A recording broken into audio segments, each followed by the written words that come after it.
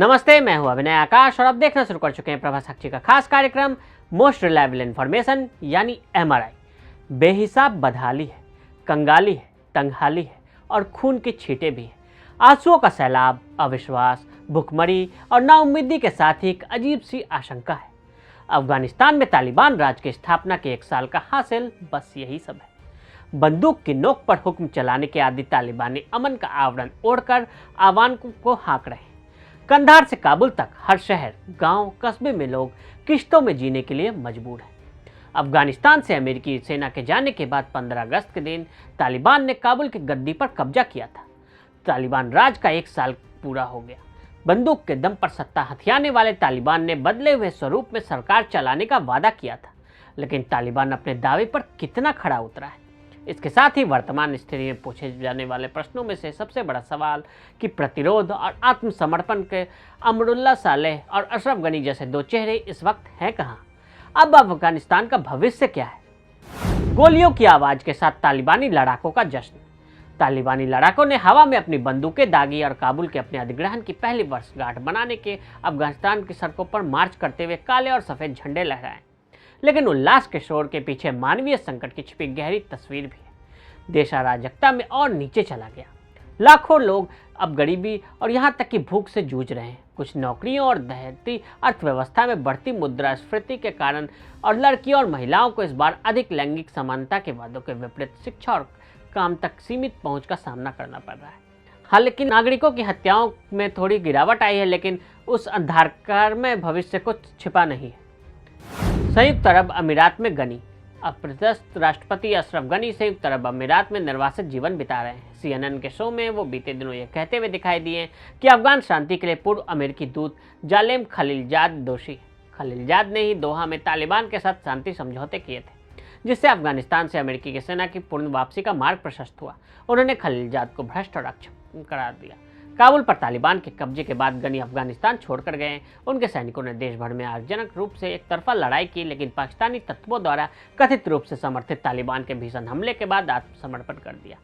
पूर्व राष्ट्रपति रविवार को यह कहते हुए बचाव किया कि वह भागने का एक विभाजित दूसरा निर्णय था, यह कहते हुए कि वह विद्रोहियों के सामने आत्मसमर्पण के अपमान से बचना चाहते थे। उन्होंने कहा कि मेरे जाने का कारण यह था कि मैं तालिबान और उनके समर्थकों को फिर से एक अफगान राष्ट्रपति को अपमानित करने और सरकार की वैधता पर हस्ताक्षर करने की खुशी नहीं देना चाहता था। बता दें कि तालिबान और अन्य आतंकी समूहों के खिलाफ 2 दशकों के असफल युद्ध के बाद अमेरिकी और नाटो बल अफगानिस्तान को संकट में छोड़कर रुखसत हो गए, जिसके बाद अशरफ गनी ने भी देश छोड़ दिया था। पंजशीर में सालेह। अप्रदस्त उपराष्ट्रपति अमरुल्लाह सालेह ने तालिबान के सत्ता अधिग्रहण से पहले ही पंजशीर घाटी के नॉर्दर्न अलायंस के अहमद मसूद के साथ एक राष्ट्र प्रतिरोध मोर्चा NRF के संचालन को चलाने के लिए काबुल छोड़ दिया। अमरुल्लाह सालेह ने खुद को अफगानिस्तान का कार्यवाहक राष्ट्रपति तक घोषित कर दिया था, लेकिन इन सब का कोई खास मतलब नहीं था। पंजशीर घाटी में उस प्रयास की लड़ाई के बाद तालिबान ने NRF को हराने का दावा किया। फिर भी सालेह सक्रिय रहे, लेकिन ट्विटर पर नहीं। काबुल के अधिग्रहण की पहली वर्षगांठ पर 15 अगस्त को सालेह ने ट्वीट किया कि दर्जनों तालिबान लड़ाकों को पकड़ लिया गया और कुछ NRF के हमले में मारे भी गए। सालेह ने कहा कि जल्द ही इस शानदार हमले के फुटेज जारी किए जाएंगे। सालेह ने यह भी कहा कि अफगानिस्तान को पाकिस्तान और उसके प्रतिनिधि निगल नहीं सकते। भारत को स्वतंत्रता दिवस की बधाई देते हुए अमरुल्लाह सालेह ने कहा कि 15 अगस्त उन अफगान के लिए कड़वा संयोग है जो पाकिस्तान समर्थित तालिबान द्वारा अपने देश पर खौफनाक कब्जे का शोक मनाते हैं। इसे ठीक नहीं जाना चाहिए और यह होगा। यह काला दाग हमारे कैलेंडर से हटा दिया जाएगा। अफगान अपनी आज़ादी फिर से हासिल करेंगे। जो भी हो, काबुल के अधिग्रहण से 1 साल बाद लाखों अफगानों का भविष्य अंधकार में है। तालिबान ने खुद को इससे अलग नहीं दिखाया है। जब वे पहली बार 1996 और 2001 के बीच अफगानिस्तान पर शासन कर रहे थे, पश्चिमी ताकतों ने उन्हें सत्ता से हटा दिया और एक स्थायी सरकार स्थापित की थी। आम लोगों की बेबसी। 1 साल में 2106 लोगों की हत्या, 173 पत्रकारों के अधिकारों का हनन हुआ। तालिबान सरकार ने 122 पत्रकारों को गिरफ्तार किया। अर्थव्यवस्था बदहाल। एक रिपोर्ट बताती है कि 80% अफगान बच्चे भूखे सो रहे हैं। 5 लाख लोग पलायन कर चुके हैं। बच्चों को एक टाइम का खाना ही नहीं मिल पा रहा। लड़कियों और लड़कों की तुलना में कम भोजन मिल रहा है। पाकिस्तान आने वाले 3000 अफगानियों को शरणार्थी का दर्जा भी नहीं मिल पाया है। कट्टरपंथियों का दबदबा। अफगानिस्तान में 1 साल में बहुत कुछ बदल गया है। आर्थिक मंदी के हालात में लाखों और अफगान नागरिक गरीबी की ओर जाने को मजबूर हुए। इस बीच तालिबान नीति सरकार में कट्टरपंथियों का दबदबा दिख रहा है। सरकार ने लड़कियों और महिलाओं के लिए शिक्षा तथा रोजगार के अवसर मुहैया कराए जाने पर पाबंदी लगा दी है, जबकि शुरुआत में देश ने इसके विपरीत वादे किए थे। 1 साल बाद भी लड़कियों को स्कूल नहीं जाने दिया जा रहा और महिलाओं को सार्वजनिक स्थानों पर खुद को सिर से पांव तक ढककर जाना होता है। बिना पुरुष अभिभावक के सार्वजनिक क्षेत्रों में प्रवेश पर रोक लगाने वाले कपड़ों और कानूनों पर विनियमन लागू किए गए।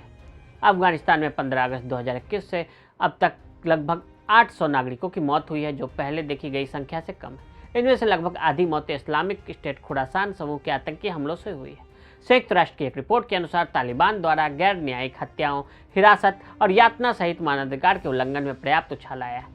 अगस्त 2021 और जून 2022 के बीच अफगानिस्तान ने पूर्व सरकार और सुरक्षा बल के अधिकारियों की 160 अतिरिक्त न्यायिक हत्याएं देखी। एक छोटे से समूह ने पूर्व अमेरिकी दूतावास के आगे मार्च किया, इस्लाम जीवित रहे और अमेरिका की मौत का नारा लगाया। बेड़ियों में जकड़ी बेटियां। तालिबान में 45% लड़कियां बिल्कुल भी स्कूल नहीं जा रही हैं। कुछ यूट्यूब के सहारे अपनी पढ़ाई पूरी कर रही हैं। 26% लड़कियों में अवसाद के लक्षण देखने को मिले। 83% महिलाएं दोपहर में भी डर से घर से बाहर नहीं निकलती हैं। 5% महिलाएं चोरी छिपे अपना बिजनेस चला पा रही हैं। 80% महिला पत्रकारों ने काम छोड़ दिया है। तो आज हमने आपको तालिबान शासन के 1 साल पूरा होने का लेखा जोखा बताया। आज के लिए दीजिए इजाजत। ऐसी रिपोर्ट्स को देखने के लिए प्रभा साक्षी के साथ लगातार बने रहें। वीडियो को देखने के लिए फेसबुक और ट्विटर पर हमें फॉलो करें, यूट्यूब पर प्रभा साक्षी को सब्सक्राइब करें।